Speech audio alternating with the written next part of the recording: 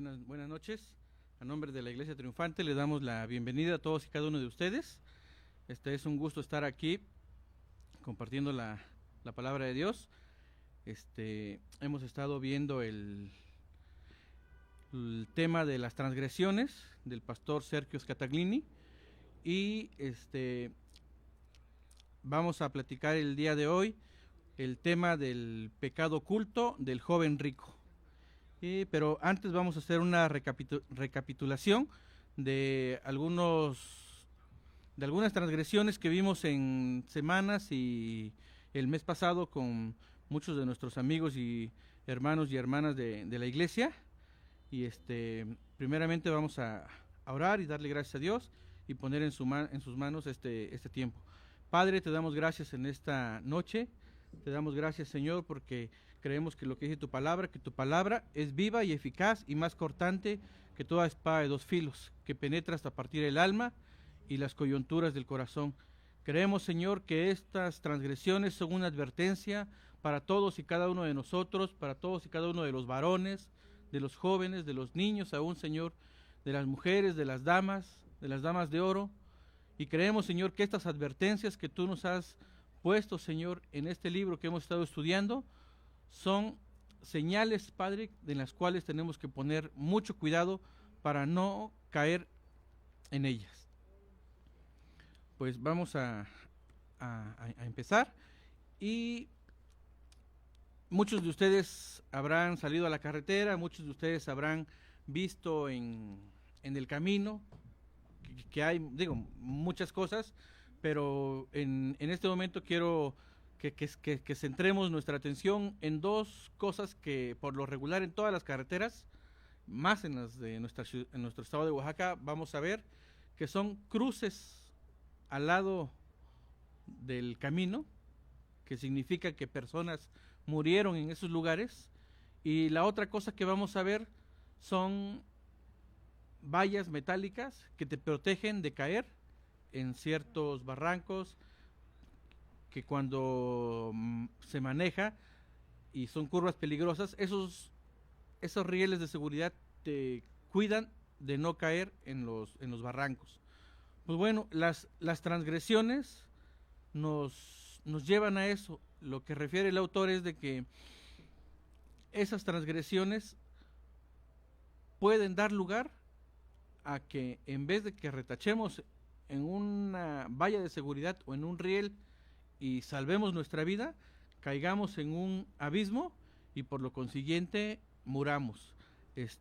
Vamos a hacer, como les decía, una recapitulación de algunas transgresiones que ya hemos comentado, y la primera transgresión es la transgresión de Elí, cuando la debilidad se vuelve pecado.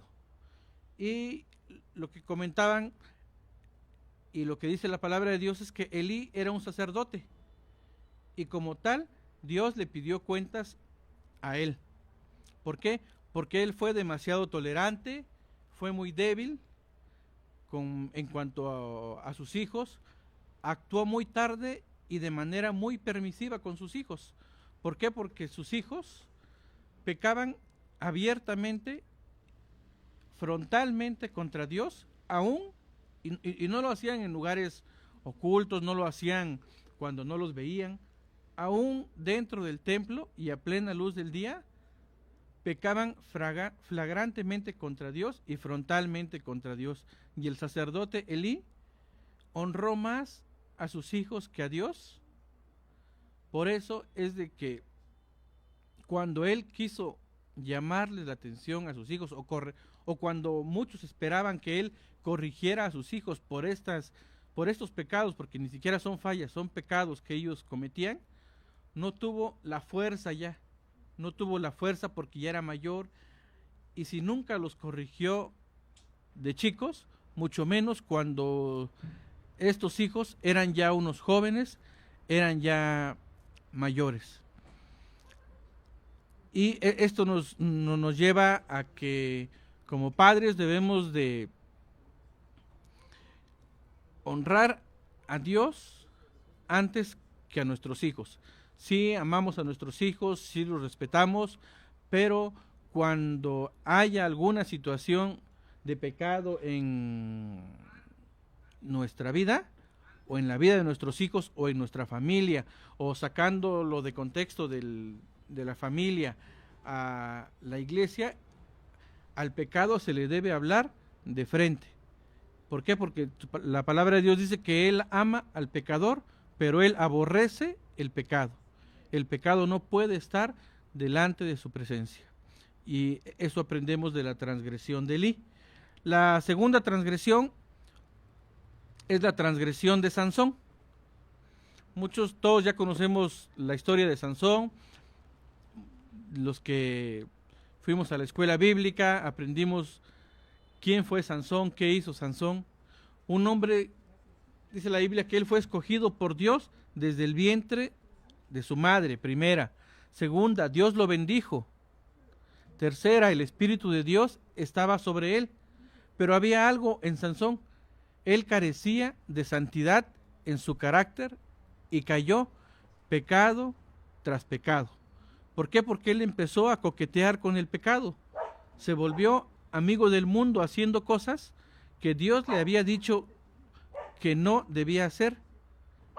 Y no por eso no podemos tener amigos no cristianos o amigos que son inconversos. Claro que los podemos tener, pero el principal motivo para tener esas amistades que no son cristianas es para que nosotros las acerquemos a Dios y no ellas nos alejen de Dios. Que nosotros podamos compartirles el amor de Dios, que nosotros podamos compartirles toda la gracia y el favor que hemos encontrado en Dios, y no que ellos nos alejen de Dios, y no que esas amistades te alejen de Dios. Si tú eres una señorita que tienes muchas amigas, y esas amigas te están distrayendo de la voluntad de Dios, y estás siendo permisiva en ciertas áreas de tu vida, son focos que prenden, son vallas que prenden para que no cometas esas fallas y esos pecados. La Biblia dice que Sansón era impulsivo y él empezó a hacer los planes sin la dirección de Dios. Él empezó a planear sin seguir lo que Dios ya había dicho que él tenía que hacer. Se dio ante las tentaciones sexuales y perdió el sentido común al revelar su secreto. ¿Por qué? Porque él le contó a esta mujer, por cierto, no del pueblo de Dios, cómo podían vencerlo. Entonces, ¿quién en su sano juicio revela cómo pueden atacarte o cómo pueden matarte? Entonces, Sansón perdió el sentido común. Y también refiere el autor que una persona caída es quien tiene los pies en la iglesia y los ojos en el mundo. Y entonces, esta frase es muy, muy importante. ¿Por qué? Porque podemos estar aparentemente muy bien, aún como familias, aún como servidores, aún tener los pies en la iglesia, pero los ojos en el mundo. Debemos de purificar nuestro cuerpo, nuestros ojos. Hablo en este caso de los ojos porque Sansón fue lo que lo llamó, y nuestra alma, nuestros sentimientos, nuestras emociones y nuestros pensamientos, y llevar todo eso a la obediencia a Cristo. Todos nuestros sentimientos, todas nuestras emociones, todos nuestros pensamientos, llevarlos a la obediencia a Cristo. La tercera transgresión es la transgresión de Moisés. Moisés también, al igual que Sansón, fue apartado para Dios y guardado desde que él nació. Dios lo guardó de no morir cuando era niño. Dios lo guardó de no morir en ese río. Dios, es más, lo hizo ir a vivir dentro del palacio de Faraón. Dios tenía un plan y Sansón estuvo a este poquito de entrar a la tierra prometida. Todos hubieran dicho, oye, pero ¿qué tanto es? Ahora sí, como decimos los oaxaqueños, ¿qué tanto es tantito? Pero bueno, por desobedecer u obedecer de forma parcial lo que Dios le mandó, perdió la oportunidad de su vida de entrar en la tierra prometida. Voy a repetir esto. Por desobedecer u obedecer de forma parcial lo que Dios le mandó, perdió la oportunidad de su vida de entrar en la tierra prometida. ¿Por qué? Porque él vio dónde iba a entrar todo el pueblo, lo tuvo a la vista, pero no entró. ¿Y todo por qué? Porque Dios le había dado una instrucción y él, actuando bajo la carne, con una ira descontrolada, con una ira desmedida, con un enojo más allá de lo normal, pecó. Los arranques descontrolados de ira son impulsos de la desobediencia. Al estar leyendo estas clases, estos capítulos, Dios ha hablado a mi corazón, y es cierto que cuando uno está de este lado de la mesa, del púlpito, de la pantalla, de lo que sea, es muy cierto que Dios primero nos habla a nosotros al estar leyendo lo que vamos a compartir. ¿Por qué? Porque a nosotros como padres, y yo les hablo como padres porque pues nos gusta que nuestros hijos nos obedezcan. ¿A qué papá no le gusta que sus hijos le obedezcan? Es más, muchos hasta nos gustaría que en público, ¿no?, le hablamos a nuestra hija y nuestro hijo y voltee y sí, papá, lo que usted diga, ¿no? Pero Dios habló a mi corazón que si eso nos gusta a nosotros como padres terrenales, ¿cuánto más le gusta a Dios nuestra obediencia? Y es lo que Dios me hablaba a mi corazón y me decía: así como tú quieres que tus hijos, tu hija, te obedezca, así me obedeces tú con todo lo que sabes. ¿Por qué? Porque muchos de nosotros no tenemos 1 año ni 2 años en la vida cristiana, han sido muchos años. Entonces sabemos muchas cosas, pero somos tardos para obedecer. Otra, cuando obedecemos, lo hacemos de mala gana, como tal vez lo han hecho tus hijos, como tal vez lo han hecho tus hijas, o tal vez como tú mismo lo has hecho con tus padres, que ya son mayores, que obedeces y obedeces de mala gana. Entonces, lo que siente tu corazón cuando no te obedecen, o lo que siente el corazón de tu padre cuando no lo obedeces, cuando no lo honras, es lo mismo que siente el corazón de Dios cuando no obedecemos lo que Él nos ha mandado en su palabra. ¿Sí? Lo voy a repetir. Cuando lo que tú sientes como padre al ver que tu hijo o tu hija no te obedece, es lo mismo que siente tu papá terrenal cuando no lo obedeces. Pero es aún mayor el dolor que causamos al corazón de Dios cuando no obedecemos lo que ya sabemos que tenemos que hacer. Y la ira era justificable en Moisés.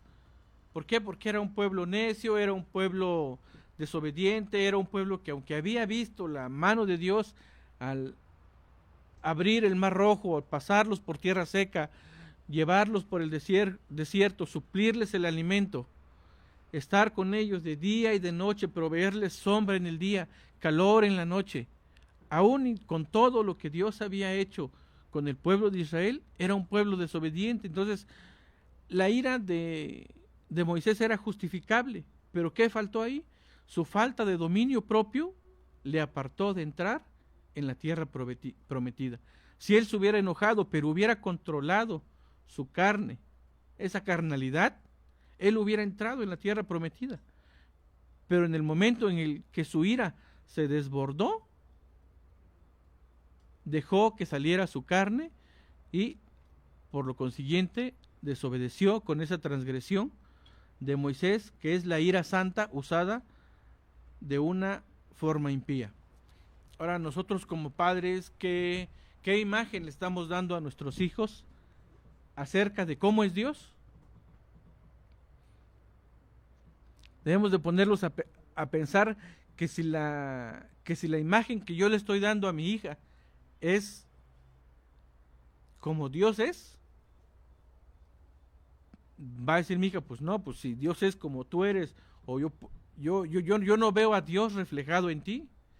Entonces es una llamada de atención para todos y cada uno de los que somos padres y para los que van para allá y aún para los que son abuelos, de estar orando por esas relaciones entre padres e hijos y que como padres reflejemos siempre el amor y el carácter de Dios para con nuestros hijos. La cuarta transgresión es la transgresión de Elías. Elías, otro hombre que fue apartado por Dios desde que era un niño, llegó a vivir al templo. Y Elías fue un profeta que Dios lo usó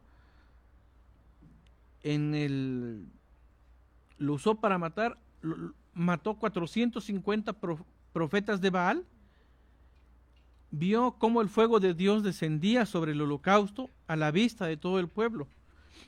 Uno pensaría que después de todo esto Elías se iba a sentir muy bien por el logro que obtuvo.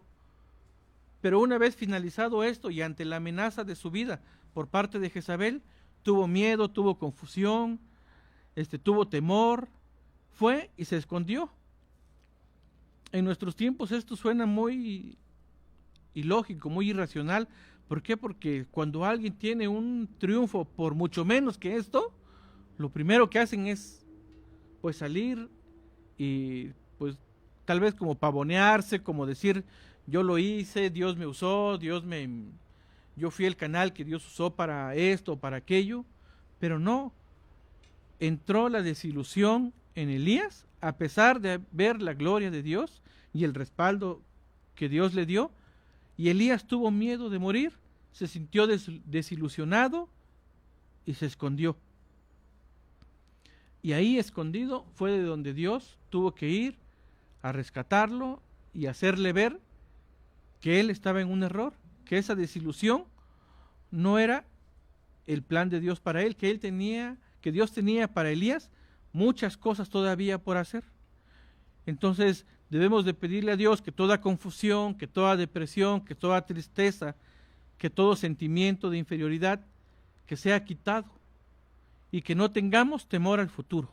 En estos tiempos que vivimos pues ¿qué será? De un confinamiento parcial, un confinamiento voluntario, un confinamiento que no a todos nos gusta.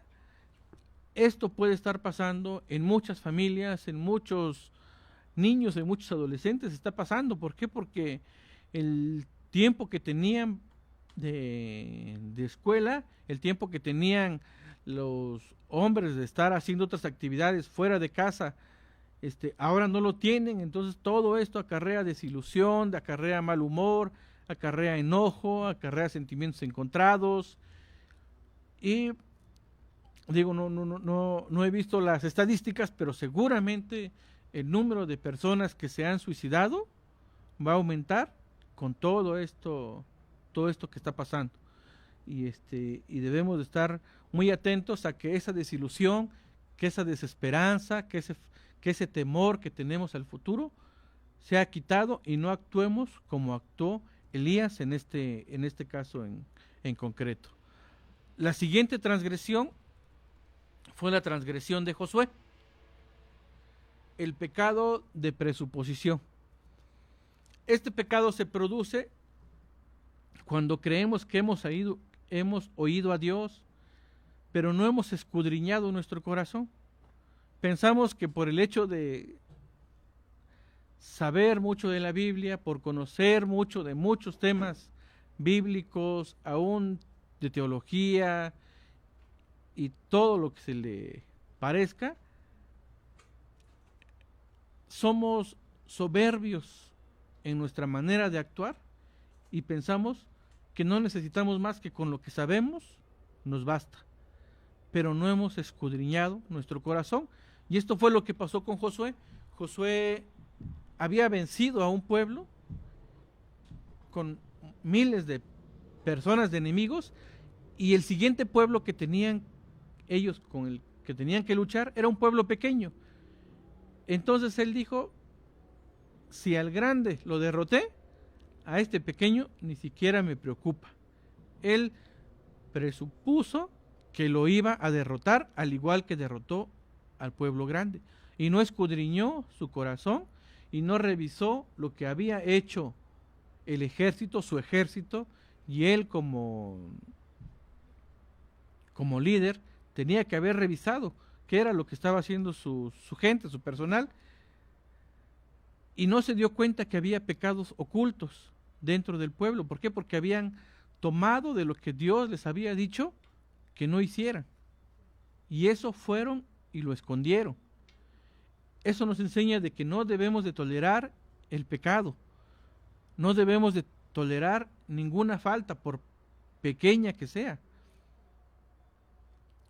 porque tanto pecado es el adulterio, tanto pecado es la fornicación, tanto pecado es robarse de una tienda una golosina, o tanto pecado es decir una mentira. El pecado, Dios lo llama pecado y no hay una graduación en cuanto a los pecados. Si nosotros como cristianos tuviéramos un accidente en cualquier momento y muriéramos, y tú, digo, si vives en pecado, si vivimos en pecado de adulterio, de fornicación, de fraude, morimos, pues no vamos a ir a la gloria con nuestro Padre, vamos a ir al infierno. Pero lo mismo le puede pasar a otra persona que con conocimiento de causa va y se roba cualquier cosa por mínima que sea. ¿Por qué? Porque también es robar. El autor nos dice que el pecado produce derrota, pero la obediencia produce victoria. Lo voy a repetir: el pecado produce derrota, pero la obediencia produce victoria. Debemos de examinar nuestro corazón día con día y pedirle al precioso Espíritu Santo. ¿Por qué? Porque cuando Jesús se fue, no nos abandonó, no nos dejó solos a nuestra suerte.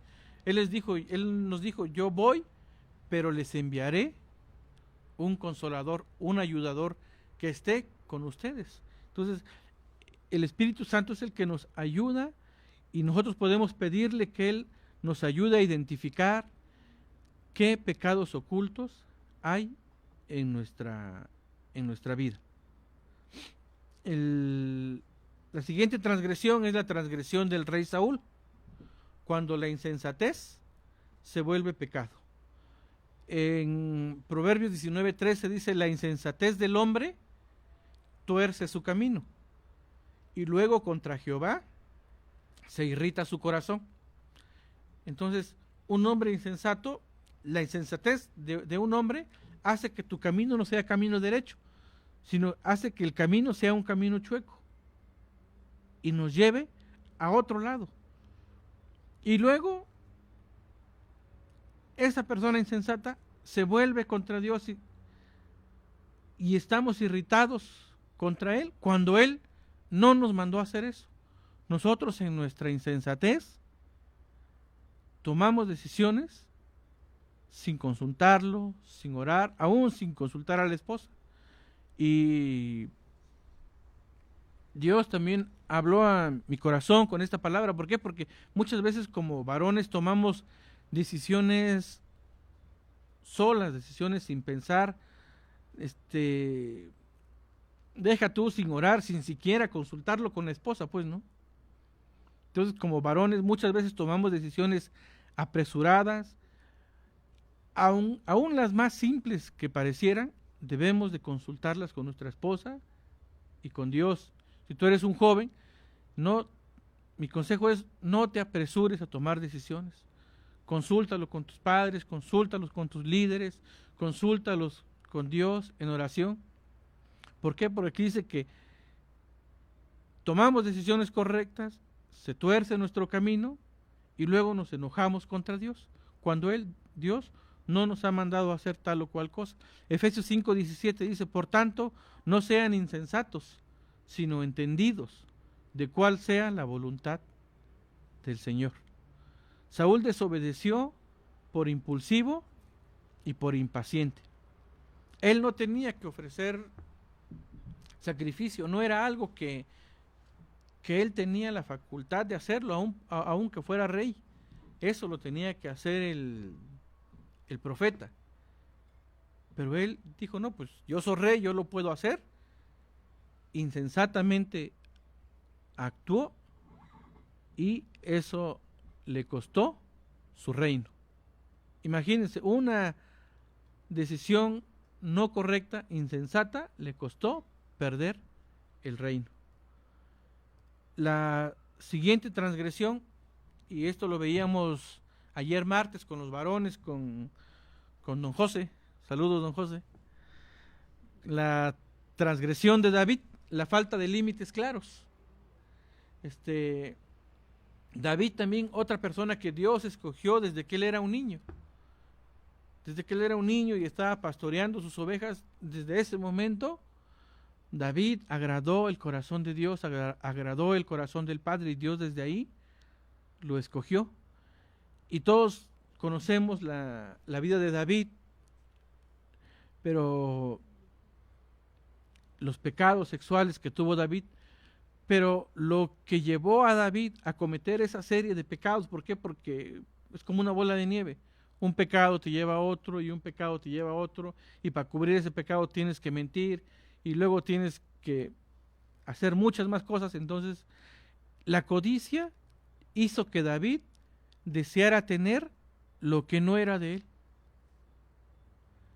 Y aparte, cometió muchos errores David. David cometió estos errores, se quedó en casa en tiempos de guerra. Cuando todo su ejército estaba en guerra, él tenía que estar con ellos, con su ejército. Y no, él se quedó en su casa. Hizo mal uso de su tiempo libre. ¿Por qué? Porque estuvo en su terraza paseándose y vio a una mujer, a su vecina, y la lascivia y la lujuria entraron por sus ojos. Eso no hubiera pasado si él hubiera hecho buen uso de su tiempo, y tampoco hubiera pasado si hubiera estado en la guerra con todo su ejército como debería de estar. Y cuando él se quedó en su casa en tiempos de guerra, cuando hizo mal uso de su tiempo libre, dejó que sus apetitos lo dominaran y dirigieran todos y cada uno de los siguientes pasos. ¿Por qué? Porque mandó por esa mujer, hizo mal uso de su autoridad, fue lo siguiente. ¿Por qué? Porque él era el rey y podía decirle a sus siervos, ve por tal persona, ve por otra persona, haz esto, haz lo otro. Y en ese tiempo sus órdenes se cumplían o se cumplían.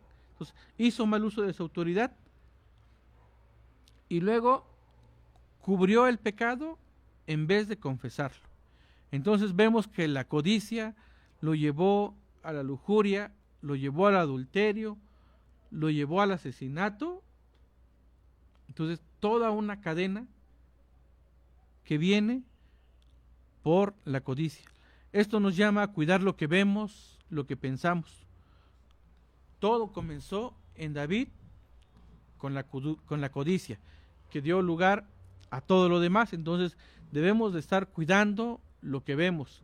Ayer con don José Luis hablamos este tema mucho más a fondo, y nos reiteraba él de estar cuidando lo que vemos.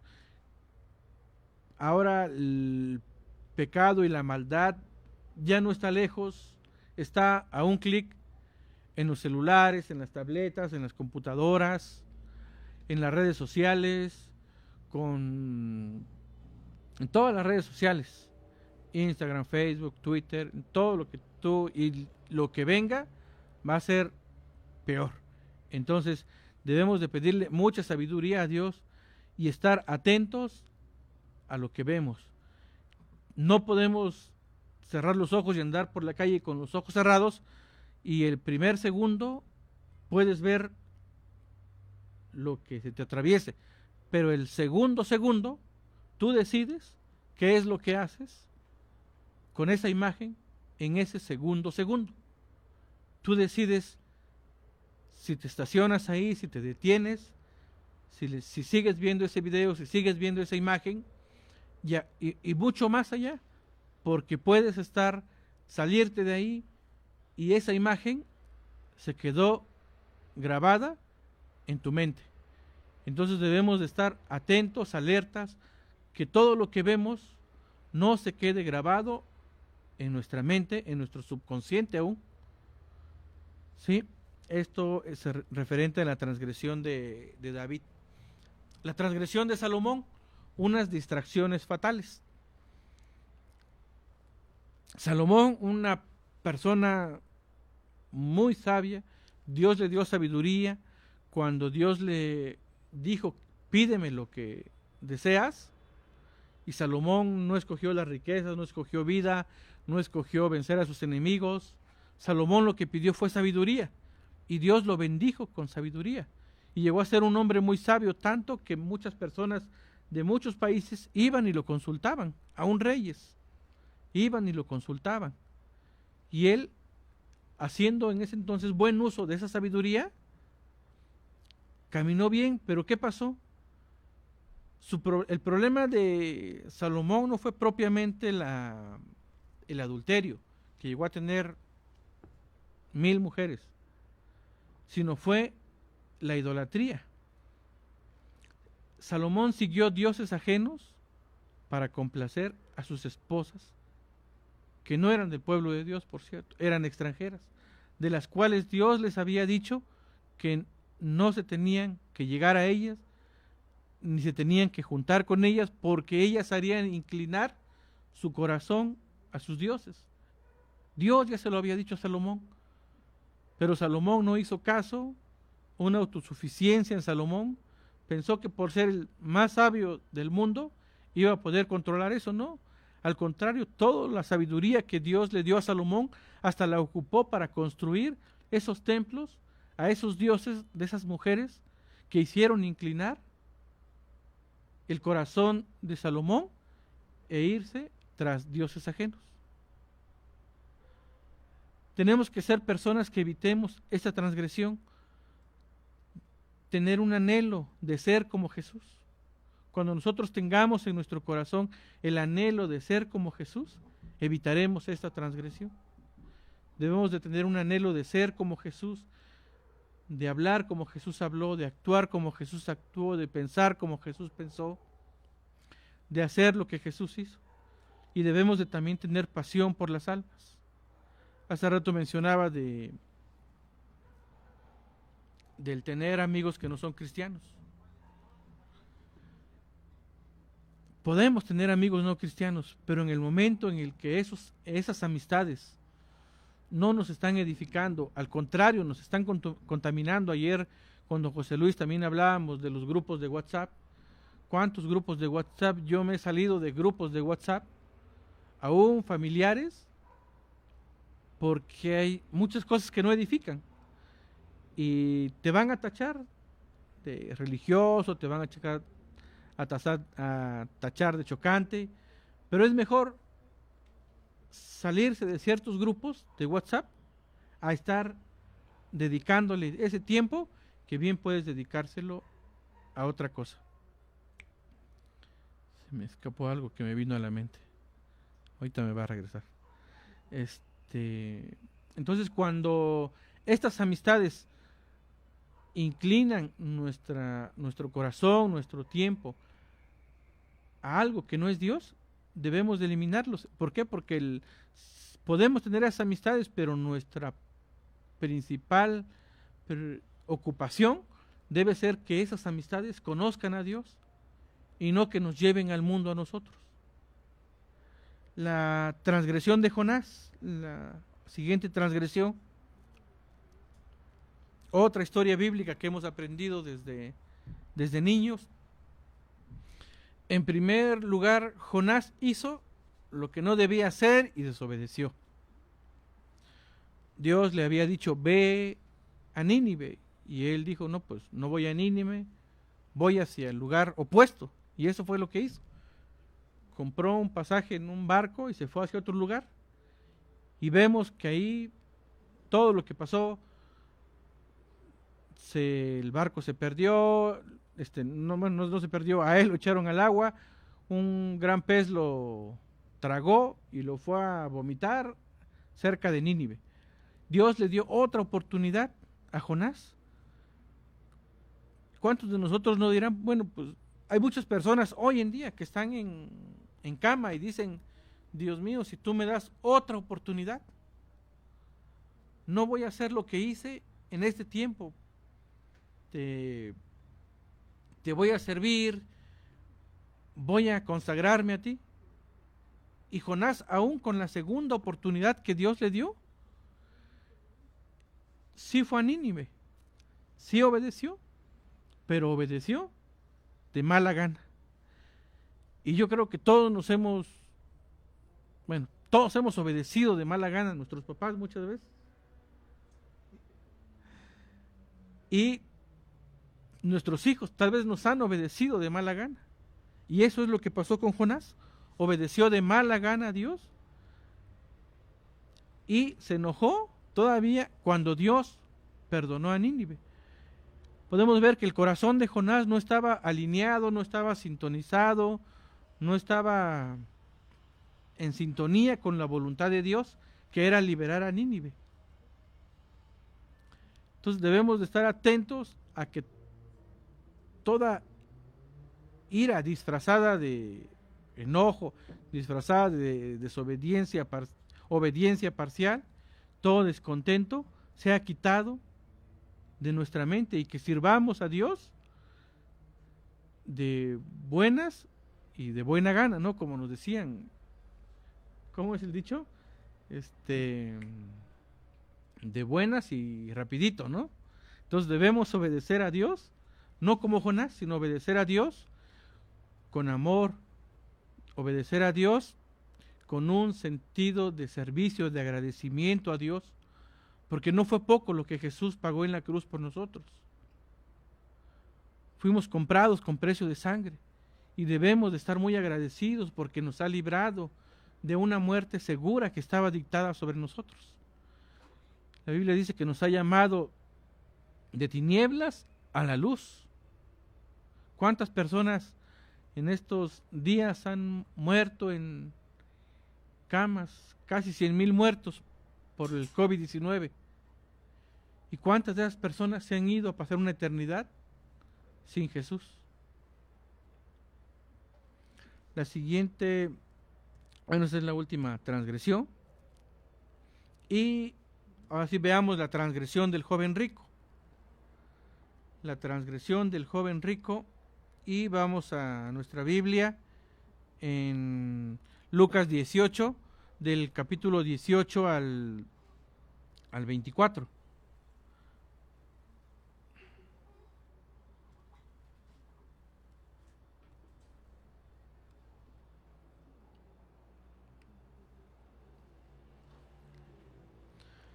La transgresión del joven rico, el ídolo oculto. Y perdón, les dije, bueno, es Mateo 19 del 16 al 30 y en Marcos 10 del 17 al 31 también viene el mismo pasaje. En Lucas 18 del 18 al 24 dice, un hombre principal le preguntó diciendo, Maestro bueno, ¿qué haré para heredar la vida eterna? Jesús le dijo, ¿por qué me llamas bueno? Ninguno hay bueno, sino solo Dios. Los mandamientos sabes, no adulterarás, no matarás, no hurtarás, no dirás falso testimonio, honra a tu padre y a tu madre. Y vamos a hacer un paréntesis aquí. Pareciera que le está diciendo Dios al joven rico, lo que hicieron estas personas de las que platicamos ahorita, no lo hagas. Y el versículo 21, el joven, él le dijo, todo esto lo he guardado desde mi juventud. Cualquiera pensaría que Jesús después de escuchar esto le diría, pues, encontré un santo, ¿no? Encontré el primer santo en Israel. Pero Jesús, que todo lo sabe, que todo lo escudriña y que todo lo conoce, Jesús, oyendo esto, el versículo 22 le dijo, aún te falta una cosa. Y a eso nos vamos a referir ahorita. aún te falta una cosa. Vende todo lo que tienes y dalo a los pobres, y tendrás tesoro en el cielo, y ven y sígueme. Este capítulo del joven rico, el versículo 22 que dice, aún te falta una cosa, vamos a tratar de explicar qué es esto. El autor Sergio Scataglini del libro que estamos estudiando menciona que hay momentos en los cuales pareciera que todo funciona perfectamente bien en nuestras vidas, en nuestra vida cristiana, en nuestra vida familiar, en nuestras relaciones interpersonales con las demás personas.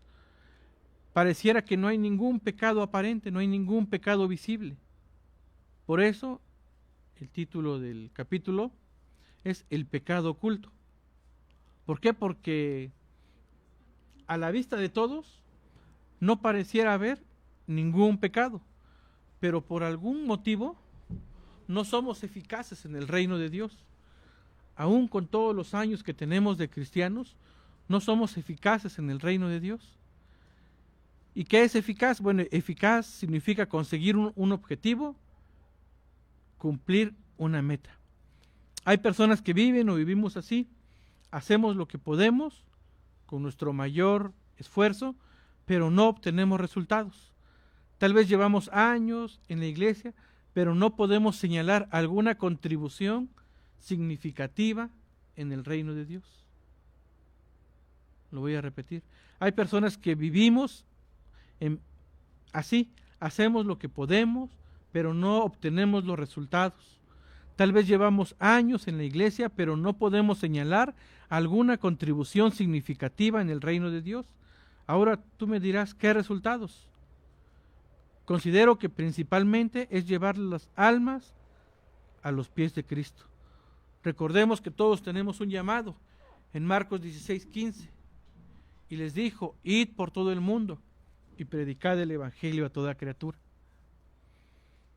Como cristianos debemos de ser eficaces, debemos de salir de nuestra área de confort que tenemos. Tal vez fuimos enseñados y educados a estar muy cómodos en nuestra casa, con nuestra situación espiritual. ¿Sabes qué? Pues gracias a Dios yo ya soy salvo, mi esposa es salva, mi familia es salva, tengo un buen empleo, Dios me bendice, y eso no es malo, es la bendición de Dios en cada uno de nosotros, en cada una de nuestras familias.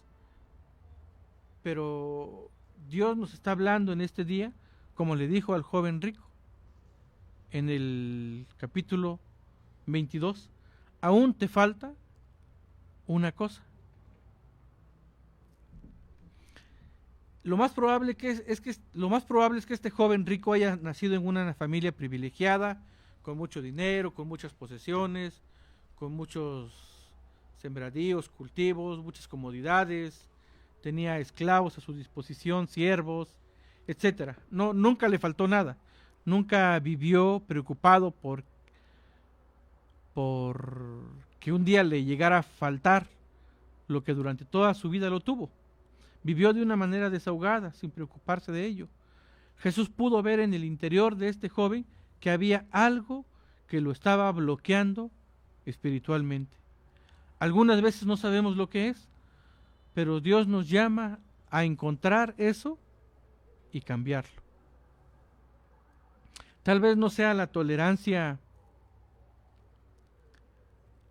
ni el carácter débil de Elí, ni tampoco la falta de integridad de Sansón, ni el carácter impetuoso de Moisés, ni la desilusión, ni la depresión de Elías. Tal vez no sea la codicia, la lujuria de David, ni la insensatez de Saúl, o la desobediencia de Salomón. Tal vez no sea el servir de mala gana, como lo hizo Jonás. En Salmo 139, del 1 al 3, dice, oh Jehová, tú me has examinado y conocido. Tú has conocido mi sentarme y mi levantarme. Has entendido desde lejos mis pensamientos. Has escudriñado mi andar y mi reposo, y todos mis caminos te son conocidos. El capítulo 23 dice: examíname, oh Dios, y conoce mi corazón. Pruébame y conoce mis pensamientos, y ve si hay en mí camino de perversidad, y guíame en el camino eterno. Dios ha puesto algo dentro de nosotros que se llama conciencia. Y esa conciencia nos habla muchas veces y nos dice que algo estamos haciendo mal. Y el primer impulso humano en la carne, viéndolo de forma sensorial, es callar esa conciencia, tapar esa conciencia. Tal vez es algo que Dios nos está llamando en este momento a cambiar, ese ídolo oculto que tenemos. Es momento y es un buen lugar de darle lugar al precioso Espíritu Santo para que Él examine nuestro corazón y nos señale qué es lo que tenemos que cambiar. Podemos ver que Jesús a este joven le contestó de diferente manera. En Lucas 10:25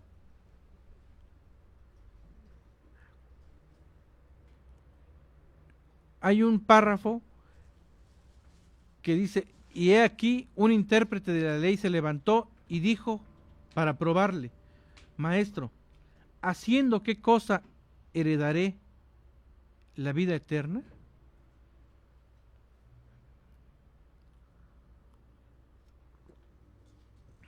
Perdón, antes de ver este capítulo, cuando Jesús escuchó que el joven rico le había dicho: todo esto lo he guardado desde mi juventud, pero aún y con todo esto, este joven rico no tenía la seguridad, no tenía la convicción, no tenía la certeza, no tenía la seguridad de que al momento de morir iría a la presencia de Dios. Algo dentro de él le hizo preguntarle a Jesús.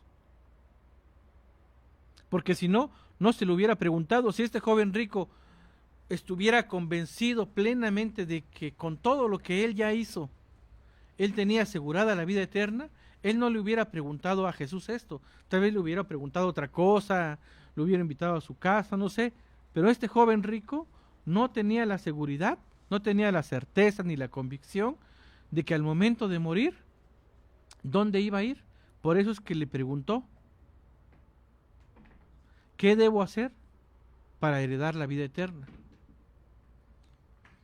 Ahora sí vamos a Lucas 10:25, donde otra persona, un maestro de la ley, le preguntó, y dice en Lucas 10:25, y he aquí un intérprete de la ley se levantó y dijo, para probarle: Maestro, ¿haciendo qué cosa heredaré la vida eterna? Él le dijo: ¿qué está escrito en la ley? ¿Cómo lees? Aquel respondiendo dijo: amarás al Señor tu Dios con todo tu corazón y con toda tu alma y con todas tus fuerzas y con toda tu mente, y a tu prójimo como a ti mismo.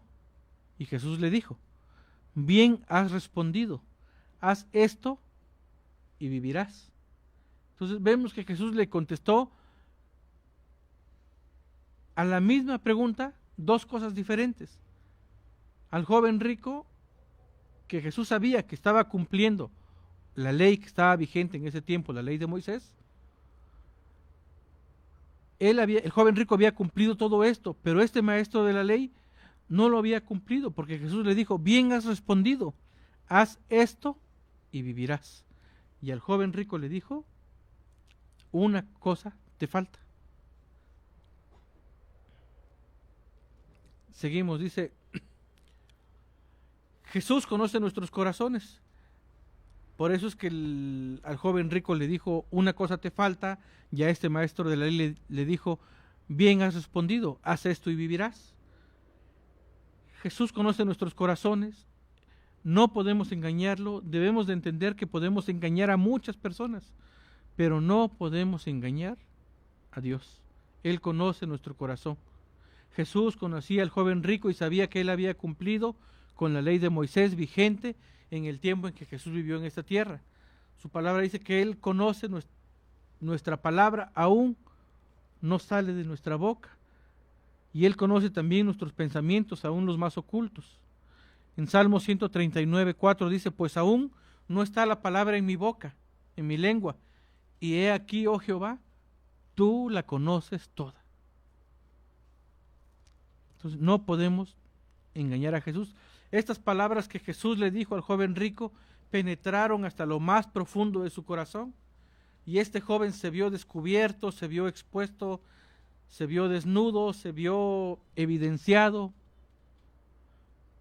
Tal vez él pensaba que por haber cumplido toda la ley, Jesús le iba a decir, ¿sabes qué? Pues ya no te falta nada que hacer. Tienes asegurada la vida eterna, sigue como hasta ahora has cumplido la ley. Tal vez él pensó eso, y cuando Jesús le contestó su pregunta, este joven se vio expuesto, se vio descubierto, porque este era su ídolo oculto. Porque como ya hemos visto, él dijo que había conocido, había cumplido desde su juventud toda la ley. Esta transgresión, la transgresión del ídolo oculto, es siempre un ídolo. Es siempre algo que amamos más que a Dios. Algo que no le hemos dado lugar a Dios, que Él se entronice, que Él ocupe el trono en nuestro corazón al 100%. Tal vez le hemos dado un 90% de nuestro corazón a Dios o un 99% de nuestro corazón a Dios, pero le hemos dicho, ¿sabes qué? En este 1%, este es mi ídolo, que puede ser una relación no de acuerdo a la voluntad de Dios, aún un recuerdo, aún una imagen, aún el autor refiere que hasta el sentido de la moda, el andar a la moda, que eso puede llegar a ser un ídolo. La comida también puede llegar a ser un ídolo. Es algo que siempre amamos más que a Dios y no le hemos dado el 100% de nuestro corazón a Dios. Y siempre está en un rincón escondido y secreto. Y por eso es que es más difícil que salga a la luz, porque como decíamos en un principio de la plática del joven rico, las demás transgresiones son evidentes, son palpables, pero esto al ser un ídolo oculto, como su nombre lo dice, está oculto, está escondido, y solo nosotros tenemos acceso a él y sabemos cuándo hasta lo visitamos. Debemos entender y que nos quede muy claro que podemos haber entregado el 99% de nuestra vida a Dios y de haber vivido de acuerdo a sus mandamientos. El hecho de guardar ese 1% nos hace ineficaces para el propósito para el cual Dios nos ha llamado. Lo voy a repetir otra vez. Debemos de entender y que nos quede muy claro que pudimos haber entregado el 99% de nuestra vida a Dios y de haber vivido de acuerdo a sus mandamientos. El hecho de guardar ese 1% nos hace ineficaces para el propósito para el cual Dios nos ha llamado. Vamos a ver rápidamente 6 pasos que podemos ver en este libro y también a la luz de la palabra para una entrega total a Dios. En Marcos 10:17 dice lo siguiente: podemos ver que él vino corriendo, se arrodilló y le llamó maestro bueno. Puede ser que nos hemos familiarizado tanto y hemos perdido el respeto para con Dios. Hemos perdido el respeto, hemos perdido la reverencia, hemos perdido ese temor genuino que Jesús se merece. Entendamos que Jesús es el Todopoderoso. Y no por el hecho de tener esa confianza con el Padre y con Jesús va a ser que tomemos en poco su nombre y que le perdamos el respeto, la reverencia y el temor genuino. Él nos llama, Él nos invita que pasemos de ser admiradores a ser adoradores. Como dice su palabra, adoradores en espíritu y en verdad, obedeciéndolo como Dios de nuestra vida, entregando todo para obedecerle de manera absoluta. Ese es el primer paso. Confesemos que Jesús es bueno, pero sepamos que Él es Dios. Que no se nos olvide y que no perdamos ese respeto que debemos de tenerle, y esa reverencia y ese temor, porque Él es Dios Todopoderoso. El segundo punto dice: guarde los mandamientos y escuche al que los promulgó. En Lucas 18:19, Jesús le preguntó que por qué lo llamaba bueno. Después le hizo ver que nadie es bueno, solo Dios. Jesús quería escuchar algo más que bonitas palabras, quería obediencia y entrega total. ¿Por qué? Porque podemos hablar muy bien, podemos hablar muy bonito, podemos hablar muy elocuente, podemos tener muchas virtudes humanas para transmitir algo, pero si no tenemos una obediencia y entrega total, que eso es lo que Dios nos pide. El autor nos refiere que muchas personas tratan de guardar los mandamientos de Dios, como les decía hace rato. Sabemos, conocemos, nos empapamos, estamos llenos de esa palabra de Dios, pero no escuchamos al que los promulgó, no obedecemos, los guardamos, pero no obedecemos. Y no hacemos lo que Dios nos ha dicho que hiciéramos. Debemos de ser hacedores de la palabra y no tan solamente oidores. Por ejemplo, honrar a nuestro papá y a nuestra mamá. Como dice el Evangelio, honra a tu padre y a tu madre. A los esposos, amen a sus esposas y no sean ásperos con ellas. También a los padres, no exasperen a vuestros hijos, no los irriten. Todo esto Dios nos pide que todo eso que sabemos, que lo pongamos por obra. En el punto 3 dice: agradezca a Dios su fidelidad religiosa del pasado, pero no base en ella su espiritualidad presente. En este punto podemos mencionar que no por el hecho de tener un trasfondo cristiano de muchos años, como muchos de nosotros, ¿por qué? Porque tal vez hemos sido obedientes del pasado y fuimos muy obedientes en el pasado, y uno puede platicar con muchas personas y te empiezan a decir: no, yo en el pasado hice esto, hice lo otro, y piensan que por haber obedecido o haber hecho cosas buenas en el pasado, o de haber tenido una doctrina cristiana correcta en el pasado, eso los va a salvar. Y no. En el libro de Ezequiel, capítulo 33, versos 12 y 13, vemos al profeta que se enfrentó a esta manera de pensar en aquellos tiempos, y aún está presente en nuestros días. El profeta Ezequiel, en el versículo 1 del capítulo 33, en el 12, bueno, en el 11 dice: vivo yo, dice Jehová el Señor, que no quiero la muerte del impío, sino que se vuelva el impío de su camino y que viva. Vuélvanse de sus malos caminos. ¿Por qué moriréis, oh casa de Israel? Y el versículo 12: y tú, hijo de hombre, di a los hijos de tu pueblo: la justicia del justo no lo librará el día que se rebelare, y la impiedad del impío no le será estorbo el día que se volviere de su impiedad. Y el justo no podrá vivir por su justicia el día que pecare.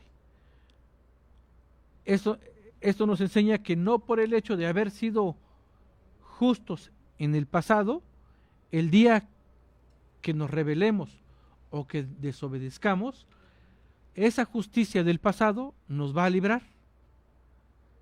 Caso contrario, si un impío ha vivido muchos años en su impiedad la segunda parte del versículo 12 dice, y la impiedad del impío no le será estorbo el día en que se volviere de su impiedad. Entonces, escuchando una conferencia de don Jesús Castelazo, dice que una persona un día, él compartiéndole, le dijo, pues puedes arrepentirte y Dios te va a perdonar. Y esta persona ya mayor le dijo, no, pues es que tengo 70 años de estar viviendo en el pecado, no creo que Dios me pueda perdonar. Y él le dijo, pues no creo que Dios se tarde 60 o 70 años en perdonarte, pues no. Dios te perdona en el momento en que tú vienes a Él. Y es lo que dice este versículo, la impiedad del impío no le será estorbo en el día que volviere de su impiedad. Caso contrario, la justicia del justo, la justicia del pasado, no lo librará el día que se rebelare. Todo lo bueno que pudimos haber hecho en el pasado, de nada sirve si actualmente caminamos en desobediencia. Y habrá muchos que les caiga esto. ¿Por qué? Porque esto pasa mayormente en cristianos que tenemos muchos años y que estamos viviendo en el pasado. Como les decía hace rato, que por pensar que haber servido en la obra de Dios, haber sido hasta ministros del Evangelio, pastores, estar a cargo de algún grupo, de alguna célula, haber guiado reuniones de oración, de nada le va a servir si actualmente camina en desobediencia. Todo eso queda como una anécdota, queda como una historia, queda en el pasado. De nada le sirve si actualmente camina en desobediencia. No importa qué tan bien hayamos hecho las cosas en el pasado. Los ídolos del presente anulan la obediencia del pasado. Los ídolos del presente anulan la obediencia del pasado. Muchas personas viven hoy en día con el recuerdo y con las obras del pasado.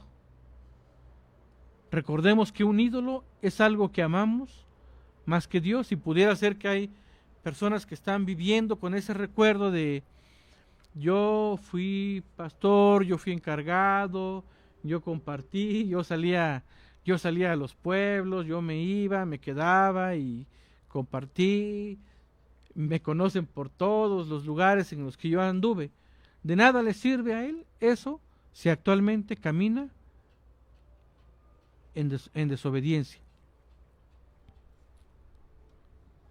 El autor nos refiere que una vez que estamos en la presencia del Espíritu Santo, Él tiene la forma de hablarnos al corazón y mostrarnos esos ídolos ocultos. Satanás trae a la mente siempre un sentimiento y una sensación de pecado y de culpa. Él es el acusador de nuestros hermanos, como dice en Apocalipsis, que Él es el acusador de nuestros hermanos y Él los acusa delante de nuestro Dios día y noche. Satanás quiere hacernos sentir culpables, pero no debemos de permitir que esa condenación venga a nosotros. La obra del Espíritu Santo es señalar lo que hay en nuestro corazón, lo identifica y nos lo dice, pero también nos ofrece la forma de escapar de eso. Jesús identificó y le señaló a este joven rico qué era lo que estaba mal, pero también le dio la solución.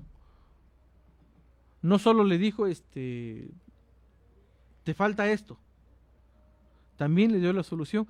La convicción de pecado no es una maldición, es una bendición, es una muestra del amor de Dios que nos dice, hijo mío, esto está mal en tu vida, esto te está obstaculizando para que puedas ser eficaz, para que puedas llevar fruto, para que puedas cumplir el propósito para el que yo te he llamado.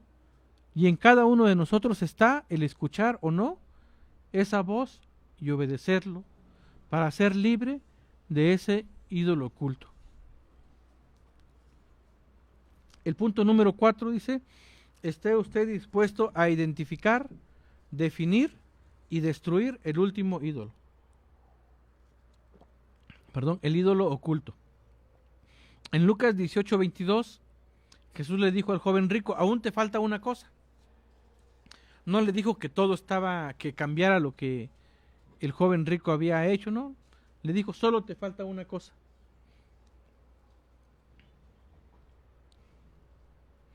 Tal vez hemos estado haciendo todo bien, tal vez no hemos caído en esas transgresiones que son más vistosas, que son más, que se pueden percibir más aún a la vista de las demás personas, pero hay algo oculto que puede ser que nos esté estorbando para ser eficaces en el reino de Dios. Algunos ejemplos de ídolos puede ser el orgullo, puede ser un sentimiento de superioridad, aún dentro de la iglesia, aún dentro de los grupos cristianos. Puede haber orgullo que porque yo comparto, que porque yo paso domingos, que porque yo estoy encargado de tal o cual grupo o de tal o cual ministerio, puede venir cierto orgullo o un sentimiento de superioridad o una falta de perdón.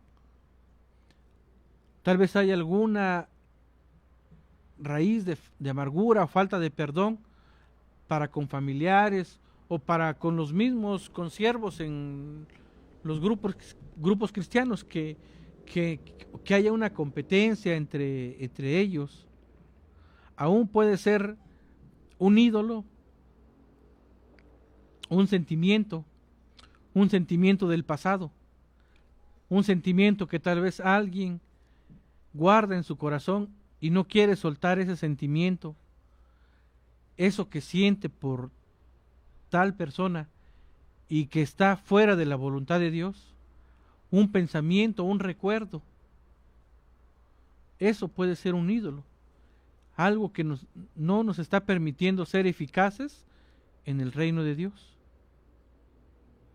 Y también el amor al dinero puede ser el último ídolo, el ídolo oculto. Amar al dinero más que a Dios.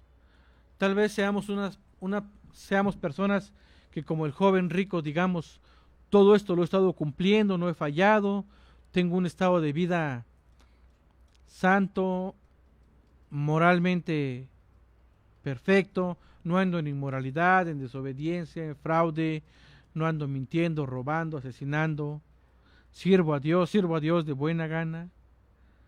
Pero si aún queda algo, por mínimo que sea, Dios nos está llamando a que le entreguemos este último ídolo, el ídolo oculto.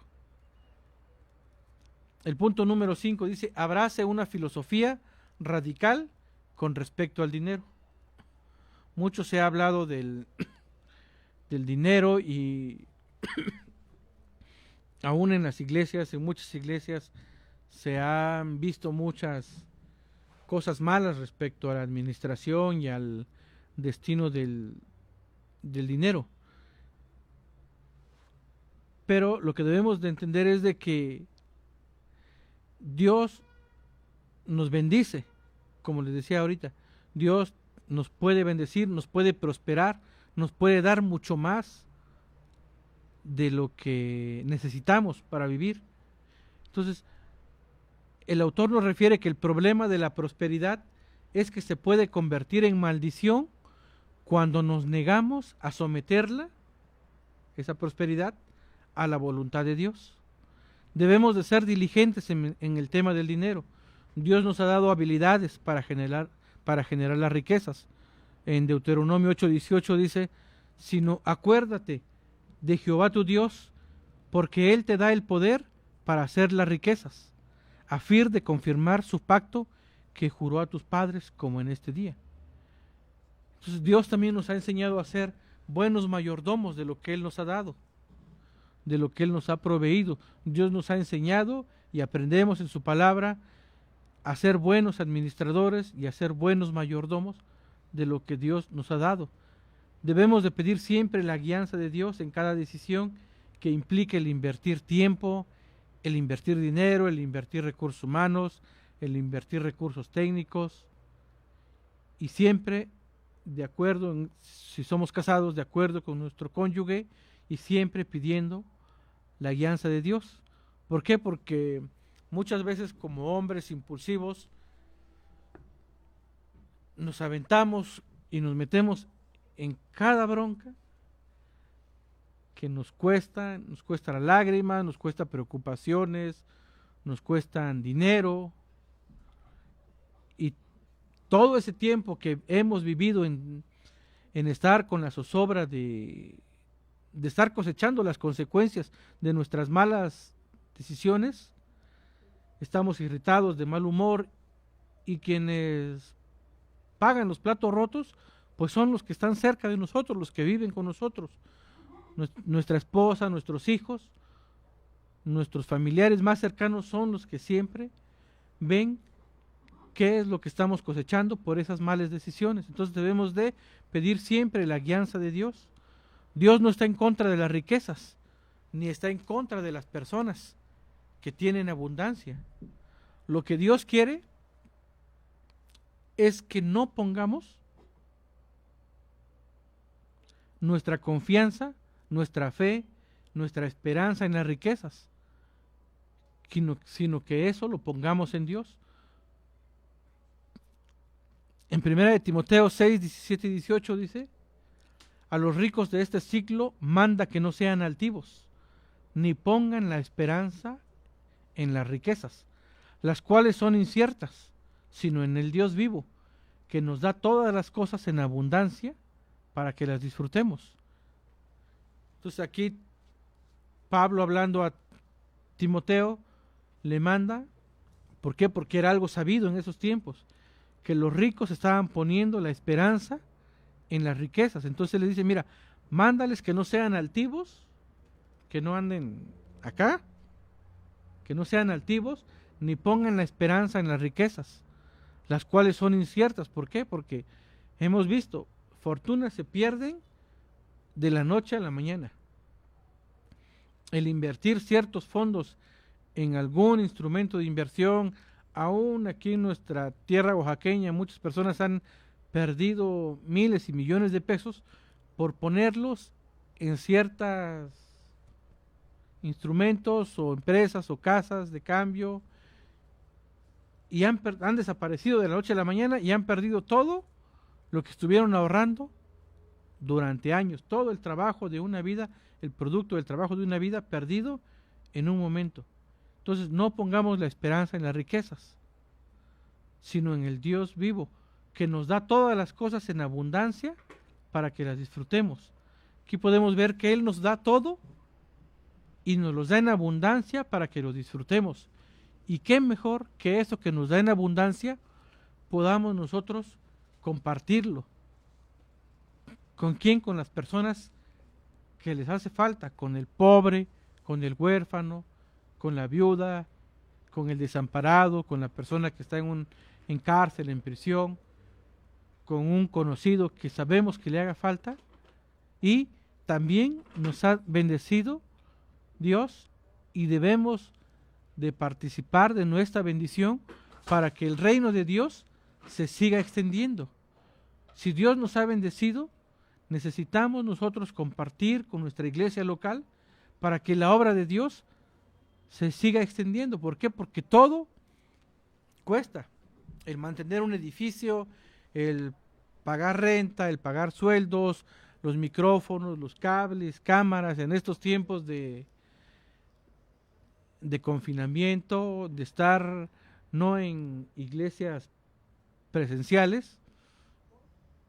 Ya me imagino los recibos de luz que empezaron a dispararse en muchas iglesias, y todo eso cuesta. Entonces Dios también nos llama a sembrar para la obra misionera, para sembrar para la obra evangelística y también sembrar para la obra congregacional. En el 18 del versículo 6 de Timoteo dice que hagan bien, que sean ricos en buenas obras, dadivosos, generosos.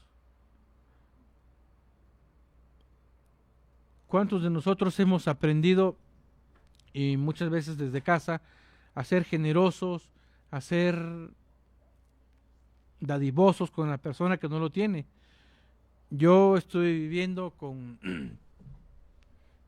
una tía, y esa tía, aún dentro de sus limitaciones, aún dentro de que no tenía la solvencia o muchas veces ni la seguridad del día de mañana o pasado mañana, persona que llegaba a su casa siempre la bendecía con un café, con una comida, con una cena, por muy sencilla que fuera, siempre había alimento en su casa, y hasta la fecha Dios nunca la ha desamparado. Está como lo que narra Jesús de la ofrenda del rico y la ofrenda de la viuda. La mujer viuda dio todo lo que tenía, pero el rico dio de lo que le sobraba, de lo que él decía, bueno, puedo dar esto, no me afecta.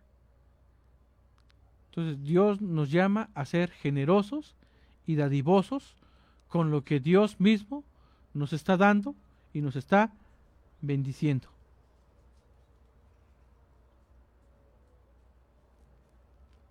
El punto número 6.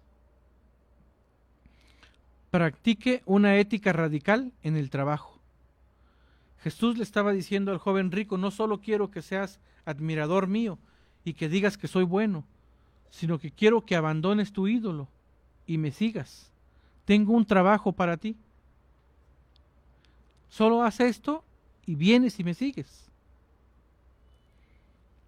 El autor refiere que este joven rico es el discípulo que pudo haber sido y nunca fue.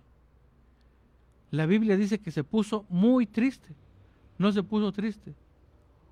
O no dijo, bueno, pues no le dio el avión, como decimos, ¿no? No, sino que se puso muy triste ya que era muy rico. Y fue donde él quedó expuesto de que ese era su ídolo oculto, el amor al dinero. Hay una buena noticia, aún estamos a tiempo de arrepentirnos. Estamos viviendo bajo la gracia. Pidámosle a Dios que nos señale si hay algo oculto, si hay un ídolo oculto en nuestra vida, como falta de perdón, amargura o una negativa a apoyar al cuerpo de Cristo.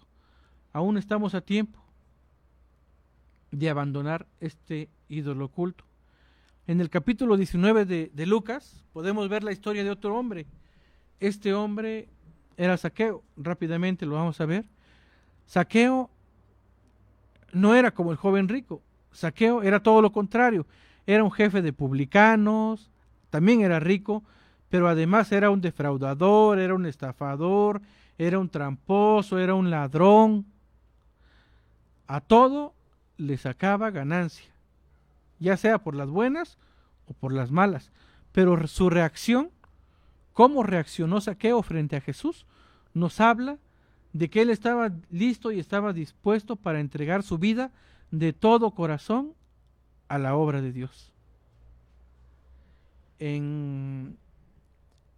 Hubo un cambio genuino en él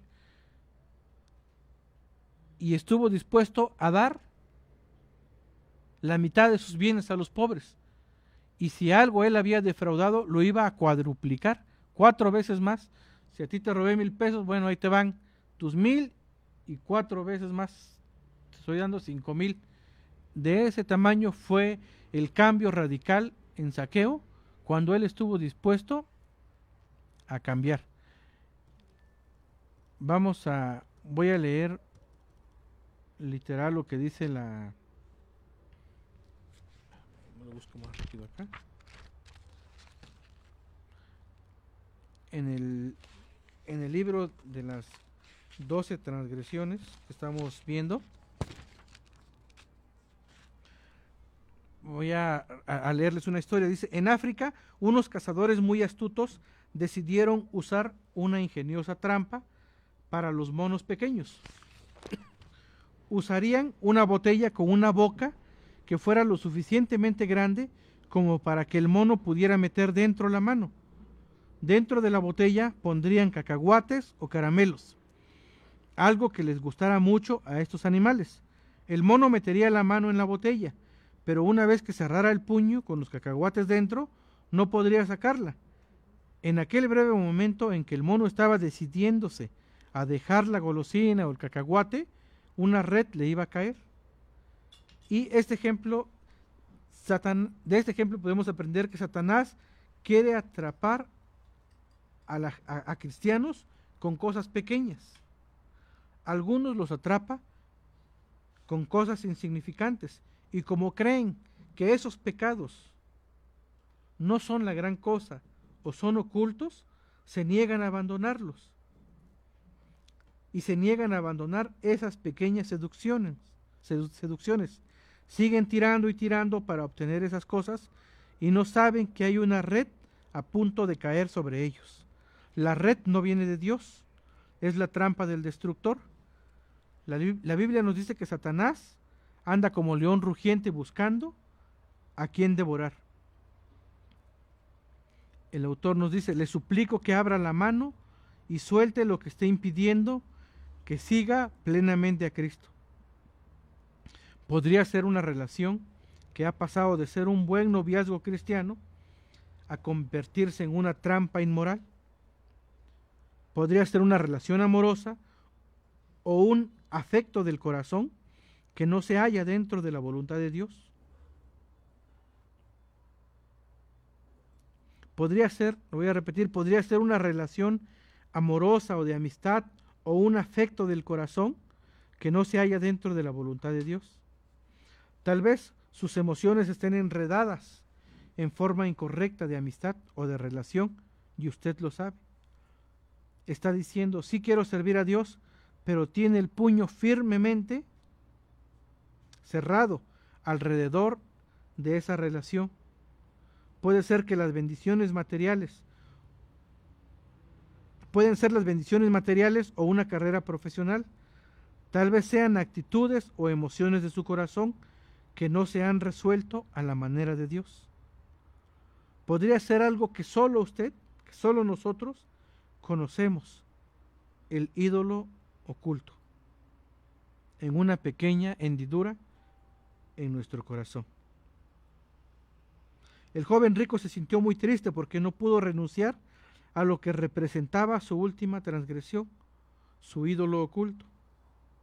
En cambio, Zaqueo se sintió feliz cuando se encontró con Jesús, porque estaba dispuesto y estuvo dispuesto a darlo todo. Y de esto se refiere este capítulo 10 del ídolo oculto. Espero que haya sido claro. Vamos a terminar orando, creyendo que el Espíritu Santo ha hablado a nuestro corazón y nos ha señalado cuál es ese ídolo oculto que tenemos que dejar, que tenemos que abandonar. Padre, en esta hora oramos a ti, creyendo que tu precioso Espíritu Santo examina nuestro corazón, examina nuestra mente, examina nuestros sentimientos, nuestros pensamientos, aún nuestras emociones, y nos señala qué es ese ídolo oculto. ¿Es algo material, es algo tangible, es algo intangible? ¿Es un sentimiento, es una emoción, es una relación? Espíritu Santo, trae convicción de pecado en esta hora. Trae esa convicción a cada uno de los que estamos y que hemos visto este tema, Señor. Que podamos tomar esa decisión correcta de abandonar ese ídolo oculto, abandonar ese pecado, Señor. Creemos que tu precioso Espíritu Santo hace la obra en nosotros, que nos señala qué es lo que tenemos que hacer. Nos apartamos de eso, renunciamos a ese pecado y nos consagramos a ti, Señor, para servirte, para entregarte nuestra vida y para ser eficientes en el reino de Dios, que podamos ser eficientes y eficaces para lo cual tú nos has llamado y para lo cual tú nos has dado todas esas habilidades que has puesto en nosotros, que lleven mucho fruto para tu obra, Señor. En el lugar en el que tú nos has plantado, creemos que somos eficientes y que podemos, Señor, servir a tu obra en el lugar en el que tú nos indiques y en el que tú nos has puesto, y que podamos desarrollar nuestras habilidades en tu obra, en el nombre de Jesús. Lo creemos. Pues buenas noches. Aquí le dejo el